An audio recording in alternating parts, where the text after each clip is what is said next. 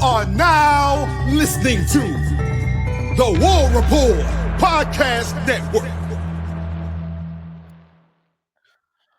What is up, everybody? Welcome back to the College Loop Podcast. I'm Dylan Larck, AUBoyTing on Twitter, here to talk about the latest in Auburn athletics news as your Auburn basketball team extends their record to 19-1 after last night's win over the LSU Tigers.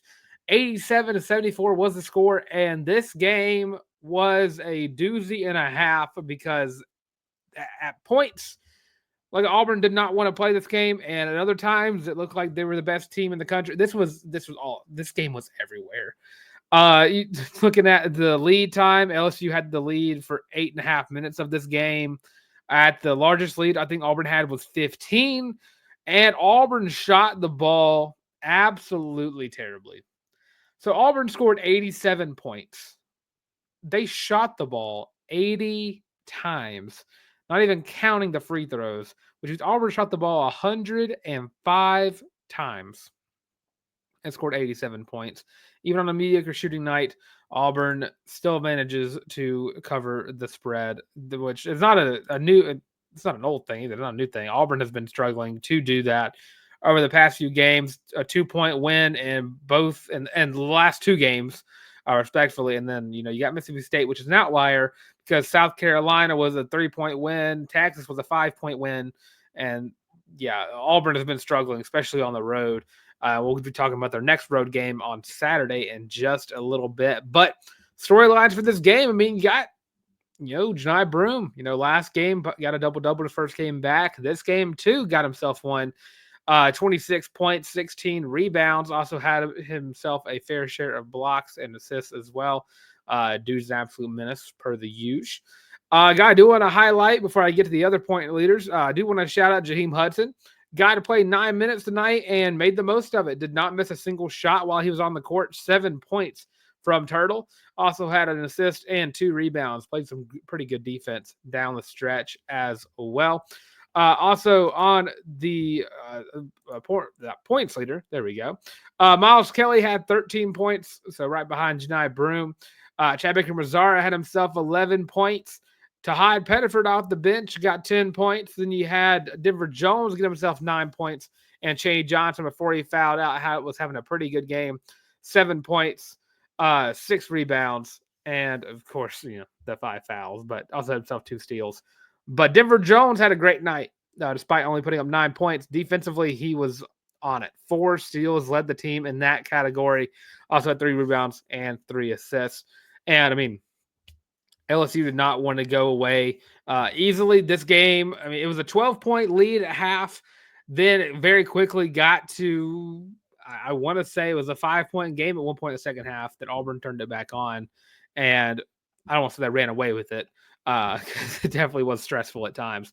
But yeah, in that first half, I mean, you cannot have a first half like that shooting-wise against some of the better teams in the SEC. Auburn shot 18 of 45 in the first half. That's terrible. That's absolutely terrible. 40%, which, I mean, they didn't shoot much better in the second half, 14 of 35, just throwing up shots. But defensive rebound-wise, or offensive rebounds, they had 15 offensive rebounds. Auburn had about 4 offensive rebounds in one possession. No one could make a shot, but no one from LSU could grab the ball over Janai Broome or Chad Baker-Mazara or anybody Auburn had in the paint. It was truly an amazing sight to watch. But yeah, other points leaders outside of Denver Jones, he also had Dunk Harwell, got 4 points. Also got himself 6 rebounds as well, and 2 steals for the big man. Surprisingly, no blocks. So, but yeah, I can't really say it was a great game for the Tigers. It definitely was was a mediocre performance that you're not used to seeing. I mean, you're not against it. I don't want to say you're not against. You're not used to seeing Auburn struggle early on in the year. Then the SEC play kind of happens. This is a good game to have. This LSU team gave Alabama a lot of fits just a few days ago. And despite shooting worse than them in almost every category except for free throws, you forced 20 turnovers. And off those 20 turnovers, you scored 22 points. Yeah, rebounded them, which helped with it because you were offensive rebound machines across the board. 25 offensive rebounds as a team to LSU's 11. Second chance points, of course, offensive rebounds, meaning you led in that category too. second chance points to LSU's 14. Off the bench, you got 24 points from the Auburn Tiger bench, 18 points from LSU. Points in the paint is where it kind of the disperse kind of happens. 40 points for the Tigers, 28 for LSU. Fast break points, LSU got the edge on that one, 20-18. Blocks, LSU actually led the two teams in blocks, 9-4. And then steals, again, because the turnover thing, Auburn had 15 steals to LSU's 7. And then, yeah, this game was tied twice, but Auburn managed to hold on to the lead. And once they got it back, I mean, Auburn was down, I want to say they're 6-0 before Auburn scored. I think it was a Miles Kelly bucket that went through to give Auburn their first points for the game. And once Auburn got back into it, that was all she wrote. LSU was try to storm back multiple times, but the Tigers prevailed nonetheless. So yeah, a sloppy win, but a good win. Up next for the Tigers, you have a top 25 matchup on the road. You got Ole Miss on Saturday at 1:00 p.m. CST. Auburn projected to win this game. I think, yeah. The next game I'm really worried about is I want to say Oklahoma, but Florida next week is going to be a very tough game for the Tigers. But I think Auburn should be able to squeak out another win versus Ole Miss, which I hate saying squeak out another win because it feels like Auburn isn't playing to their talent level at times, but sometimes on the road, Auburn plays a little sloppy, and it happens. It's been happening. I don't say all season long, but yeah, definitely is a trend. Gotta be something you can pick up on. But yeah, Ole Miss, they don't do anything too spectacular. Yesterday they took down Texas 72-69. Of course, Texas, the team Auburn took down earlier this year. Didn't really do anything too special in beating Texas. They just kind of made another shot more. They got out rebounded by Texas, out assisted. They did force turnovers. Texas did have 11 turnovers in this game. Ole Miss was able to rekindle that and score 13 off of those. Fast break points, Ole Miss had it 7-2. Points in the paint, Texas had the lead there. And fouls pretty even across the board. Texas had a 13-point lead at one point in this game. Ole Miss's largest lead was 5. So, yeah, looking at Ole Miss, Sean Padula is their lead scorer, 14.3. Jalen Murray's got 11.6. Matthew Murrell, a player that gave Auburn some fits last year, 11.3. Jamin Brakefield got 10.4. Malik Dia, 10 points even. And then Dre Davis on six-man, 9.5 points per game. But again, yeah, as a team, I mean, Jalen Murray's the best three-point shooter on the team, shooting 41% from the three. Also, the best free throw shooter, shooting 86. But as a team, they're shooting 44 from the field, 73 from the free throw line, 35 from the three-point line. I mean, they're a resilient team that will find strides in the game to get their wins that they get. Again, I don't think they do anything too spectacular, but it's still a trap game because you're going into another week, or not another week, because I said this, it's another week, but you're going to another game where you are the number one team in the country. You're taking on a top 25 team, a conference opponent, and they're going to give you their best shot every single time. And we saw it versus LSU. We saw LSU do that just last night. We've seen every team Auburn's faced has done it. Tennessee, which they're a great team anyways, but Georgia, South Carolina, Texas, all giving you your best shots whenever you're one of the top teams in the country. But that number one does something to other teams. I mean, again, Oklahoma could be an issue in a couple days, really. I think it's like a week on the dot. It's the 4th. So, yeah, a week from yesterday. But, yeah, I like Auburn to win the Ole Miss game, and I'm not going to say it's going to be – I feel like it's going to be another hard-fought game. I mean, looking at it, Auburn, again, 70% chance to win the game, according to ESPN FBI. If you can keep turnovers to a minimum, which I believe Auburn can, I mean, you did it versus LSU, only had 9 turnovers to their 20. If you're able to force more turnovers than you give up, and just don't throw up stupid shots. There's no telling where Auburn would have been at. This game probably wouldn't have been as close as it even was. I mean, it was still a 13-point win, but had Auburn, took smarter shots from the beginning of the game and not just kind of had a possession where you shot the ball 6 times and none of them went in, you probably could have had a different storyline there. But Auburn, still the best team in the country. You're just going to expect everybody's best. If you let Ole Miss get hot, they will shoot well from the 3-point line, and they shot 40% against Texas last night.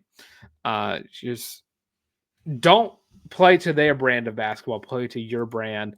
I mean, that's going to be the same strategy I have whenever Alabama comes into the picture on February 15th, because we just saw them last night almost lose to Mississippi State. Alabama doesn't play defense. So looking ahead to that, I mean, Alabama plays no defense whatsoever. So if you could just get some stops on them, it should be good. But yeah, for Ole Miss, I'm going to say Auburn wins. I'm going to give them, I mean, looking at the Ole Miss, it's Texas game. I mean, it was a 72-69 game. I don't know if either team hits 80, but I'm going to go Auburn 77. I'll give Ole Miss 68. I'll go an 8-point win for the Tigers against Ole Miss on Saturday. But yeah, could be a tough one. I mean, definitely going to be a trap game if Auburn's not careful. Ole Miss is the 5th best team in the country per SEC standards, 23rd in the country. So yeah, really tough game coming up for the Tigers. As we get ready to move on to women's basketball, we'll go quick little break. Let's have a break. We're going to wrap up the show. We got women's basketball. We're talking a little bit about gymnastics, some golf news that came up, and hype up softball and baseball as they get ready to play next week. So stay tuned, and we'll be right back in just about 30 seconds. Are you tired of having to rummage through just clothes after clothes after clothes looking for something to wear? Are you tired of your friends making fun of you for your terrible fashion sense? Well, do we have the shirt for you? Go to thewarreport.com, get your laptop out and do it right now. Go to the shop and get your very own Feelin' Loopy t-shirt as well as your college loop hat, and you can get both of them for only $25 each. Plus shipping and handling, of course. But with that, now back to your regular scheduled program. And of course, it's available on thewarreport.com. Go to the shop first or second page. You'll find the college loop hat and the Feelin' Loopy t-shirt. Most comfortable items you're going to wear in your entire life. Sorry, just scratched my mic. So yeah, check those out today. Of course, it's only one way to support the channel. The best way you support the channel is, of course, by liking, by commenting, and by subscribing. Leave your predictions for Auburn versus at Ole Miss this weekend. And, of course, don't forget to subscribe. Again, so close to 1,000 subscribers. It would be super cool to reach that milestone. I would have it marked down on my to-do list for the years to reach 1,000 subscribers. Might do a merch giveaway once we hit 1,000. Because you got to give back to y'all like y'all gift us over here at the College Loop. Now, Auburn women's basketball, fresh off of their win versus Florida, a 74-51 win. And with that, they will get rewarded on Sunday, having to play South Carolina, the number 2 team in the country. ESPN FBI is not giving Auburn a shot in this game. South Carolina has the 99% chance of winning this game. What does South Carolina do well? Well, pretty much everything. They shoot pretty well from 3-point line, 33%, 46 from the field. They're just a scarily good team. Scary good team. It'd be the proper way of saying that. I mean, they're 20-1 on the season. It was a shocker they lost, but I mean, that just gives credit to how good UCLA is this year. They're beating everybody by double digits. They played number 5 Texas, beat them by 17. They played at number 19 Alabama, and they beat them by, my math doesn't be correct here, 18. They played number 13 Oklahoma and beat them by 41. Played number 5 LSU, beat them by 10. And played number 18 Tennessee not in Neyland, but in Knoxville, and beat them by 7, which all great teams. And outside of the Tennessee game, it was all blowouts, especially the Oklahoma game. What Auburn needs to do here is manage the clock. Take good shots. You found a stride against Florida. You had some success from the 3-point line with Dong. Deanna Gaston is going to be a key contributor here. Again, it just sucks Auburn's not fully healthy. I don't think Auburn wins this game. I would, if Auburn can manage the possession battle and, they find a way to keep South Carolina from scoring 80 and it's somehow close. If Auburn's in this, if it's a 20-point loss, I mean, I thought it's a moral victory, which is something you got to look for in this game. Moral victories. You're playing a team that is full of a bunch of future WNBA stars. Moral victories are what you're going to get here. If Auburn came out and went into Columbia and took down South Carolina, I would eat my words on the Sunday stream and, go ahead and put Auburn in the conversation for the best team in the country if they beat South Carolina. I don't think it's possible, but if they keep it manageable, if they, they make good shots and keep it close-ish, again, within 20 points, I'll feel confident moving on to the remainder of the season about how some of these games can turn out. Because after South Carolina, you got Texas A&M, which is another revenge game against Ayesha Coulibaly. And then you got 4 ranked games in a row with 13 Oklahoma, 18 Tennessee, 23 Vanderbilt, and 22 Alabama before you end the season off with Georgia and Mississippi State before you get to the SEC tournament. So, yeah, keep it close-ish, and you should be good to go. Moral victories are key here when you're playing a team as good as South Carolina is. Now, moving on to the remainder of what we got to talk about today, Auburn Gymnastics coming off of their big win over number 9 Oregon State got rewarded by a one ranking difference. Moved from 12 to 11, and they're still behind Oregon State, which sucks because Auburn beat them. I don't know really what the rankings are based off of. It looks like it's based off of average score. Is what it looks like it is. I've never really looked at the rankings like this close up. So yeah, I guess it would be based off of average score. But yeah, regardless, get the AP voters on this. Or get another AP voters. We get some kind of voter on this. Auburn will look to take on number 7 Kentucky this week, the number 7 team in the country yet again, and they're averaging about 196.867. The tough thing for Auburn right now is that this game will be in Lexington, Kentucky. Auburn on the road, they've only lost their one game was lost on the road. I guess it was neutral site with 6-1. They've not played on the road quite yet in an environment like Kentucky. And Kentucky's really good at gymnastics. So if Auburn can continue to do what they do best this year, and that's be consistent, I think that works out well for the Tigers. I'm not confident in my abilities to give a prediction on gymnastics, but if Auburn can continue to, perform well on vault and beam, I'm confident Auburn can beat anybody going forward. Of course, next week you get the Deep South's oldest rivalry of gymnastics. Of course, I'll be in attendance for that. Of course, I'm going to talk about that every day until that meet. I'm super excited to go to another Auburn Gymnastics meet. This time I didn't get standing room only seats this time. I got actual seats. So me and my fiance can sit down and actually enjoy gymnastics instead of trying to scurry around Auburn or Neville Arena looking for an empty seat. But yeah, super stoked for Auburn Gymnastics having themselves an outstanding season. 8-1 on the season, currently 1-0 in the conference after taking down Arkansas earlier this year. So yeah, super stoked for Auburn Gymnastics. And the SEC, of course, very tough. You still got Oklahoma left on your radar. Alabama is a top 15 team. You got to win over a number 13 team. Number 12 is what Georgia is. SEC teams are all over the place in the top 25, which I say that's pretty much it after that. But regardless. And, of course, you got some SEC honors going around for Auburn Gymnastics.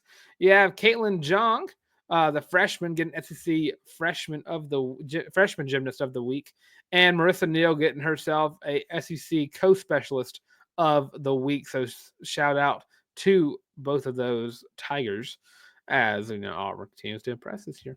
So super stoked for that, as well as a little tidbit for Auburn golf coming off of their season where they were national champions. They start off this year number 3 in the polls, and Auburn has speaking of 3, Auburn's got 3 golfers all on the top 35 player watch list for the Ben Hogan Award, given to the best player in the country. So you're gonna shout out Jackson Coiven, who was, I believe, the winner last year, if I'm not mistaken, and of course. He was given it last year. Josiah Gilbert and Brendan Valdez all on the top 35 list. for another great year of Auburn golf. Hopefully get a chance to kind of keep up with that more closely than I did. Of course, I'm not the biggest. I'm not the biggest. I'm not the most knowledgeable. There we go on golf, but I will definitely shout out Auburn whenever they are playing going forward. And of course, also got to shout out Auburn Diamond Sports. Season's coming up for both teams. Tiger Invitational for softball. Next week, you got Southern Illinois, North Carolina, Appalachian State all coming to town. Auburn's got a doubleheader on Friday and Saturday with one last game on Sunday morning, afternoonish. But yeah, so get your tickets now. And then, of course, Auburn baseball also getting started next week as well. Next week, 2 weeks from now, on Valentine's Day, going to have opening weekend versus Holy Cross. That'll be going on Friday through Sunday. So shout out Auburn Diamond Sports coming up.